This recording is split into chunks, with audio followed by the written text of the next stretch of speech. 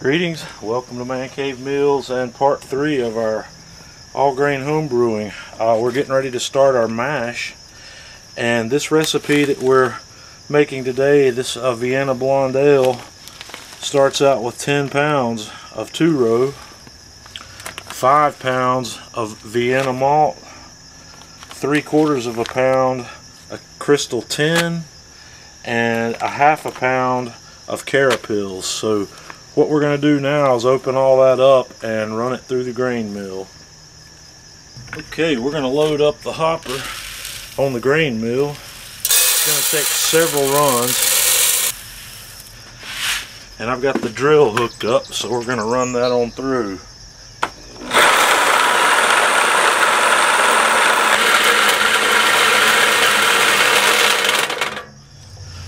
Okay, and we'll reload.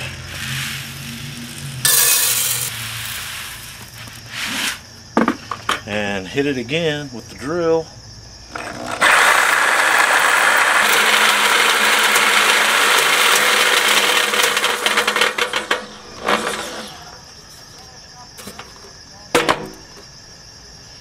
And there we have our crushed grains. Those are ready for the mash. So let me give you a closer look at what that looks like.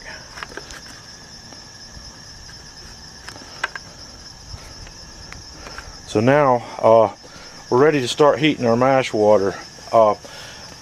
Calculating volumes of water to use for this recipe is a little bit tricky. I use a program called Beersmith to do this, and if you'll check my video description, I'll give you the details of how you calculate how much water you use for this process.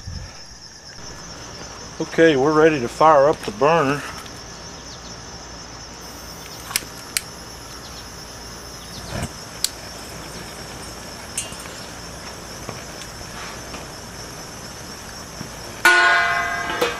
We're going to set our mash water on here. I am boiling 21 1/3 quarts of water. I'm not actually going to boil it. We're going to bring it up to a temperature of 166 or 167 degrees. Our target temperature for this mash is 148 to 150 degrees. So we have to heat this water up warmer than that, because when we put it in our mash tun and put our grains in, it's going to cool off, and we don't want it to cool down below that. So we'll get this up to temperature and then we'll get it in the mash tun. Okay, now that our water's up to temp, we're going to turn the heat off and we'll transfer it to the mash tun. And you have to be very careful when you're doing this, because this is a lot of water and it's heavy.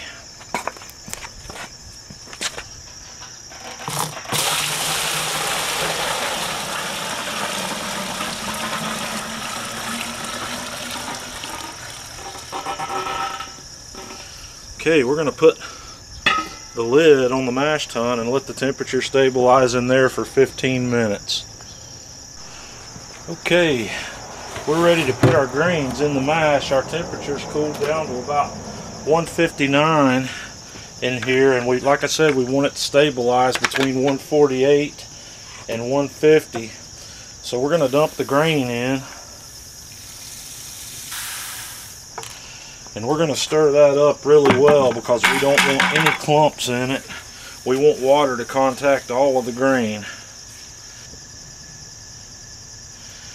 One of the things, if you undershoot your temperature in this process, you can always add a little bit of hot water to it to get it back to where it needs to be. This is something you don't really have to sweat. You don't want to overshoot your temperature. You want it to be within a degree or two of where it needs to be. And like I said, this mash tun will keep it there for you, no problem.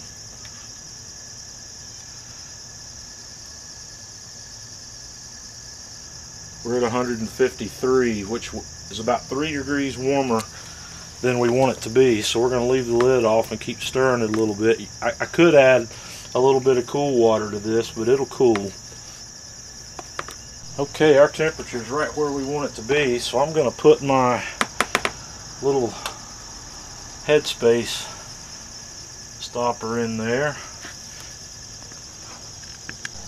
And then I'm going to put my digital thermometer right through a little hole that I've got in there and set it aside. And then we're going to put the lid back on. The lid doesn't have to go on tight since I've got that airspace. We're going to mash for an hour and 15 minutes.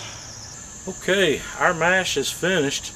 So what we're going to do now is run it off into the boiler, run the first run off. I've got a hose hooked up, and I'm going to open the valve and make sure I've got the hose up above the water level. And we're going to run off a little bit of this into a measuring cup until it starts to run clear. That mesh braid that we have in the bottom of the mash tun, we want it to filter out as much of the grain as possible. We don't want to put the grain itself into the boiler. So we're going to do a few runs and pour that slowly back into the mash and run a few off until it runs clear. Usually 2 or 3 runs of this gets it running nice and clear. It already looks like it's running clear, so we're going to let that run right off into the boiler now. Dump that right back in there. Now, this first running is only part of the work that we need. After we drain that off, there's going to be a lot of sugar still left behind in that grain. So we're heating up some more water. We're going to run 2 more batches of water through here just to rinse the grain out. So we'll be back after this first runoff is complete.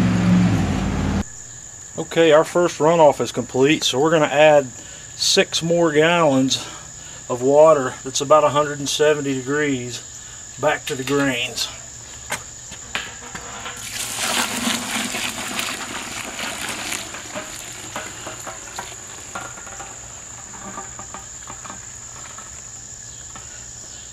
And then we're going to let that settle and then run it off again while I heat up about 3 3/4 gallons more of water. We're going to do this one more time after this. Okay, we're going to do the same thing again on the second runoff. We're going to run off a little bit until it runs clear. Usually about two of these quart measuring cups usually gets it done.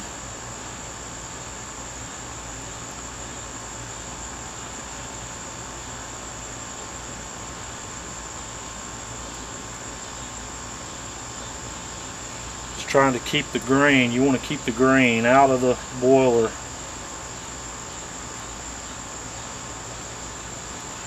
And this is running pretty clear now. So we'll run this off. Okay, one more round of sparge, 175 degree water, 3.35 gallons.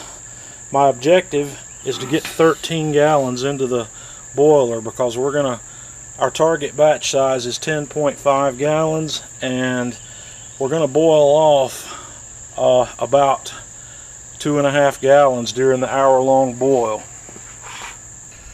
Okay, we're ready to do our final runoff, and once again we'll run it till it runs clear.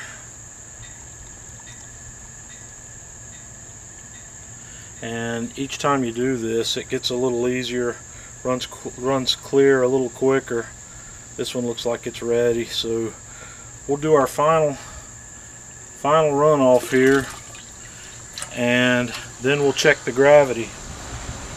Okay, we've got our work collected here right at about 13 gallons, and the original gravity on this is 1.033, which is just a tad lower than estimated, but it's going to be good. So come back for part 4 and we're going to boil it.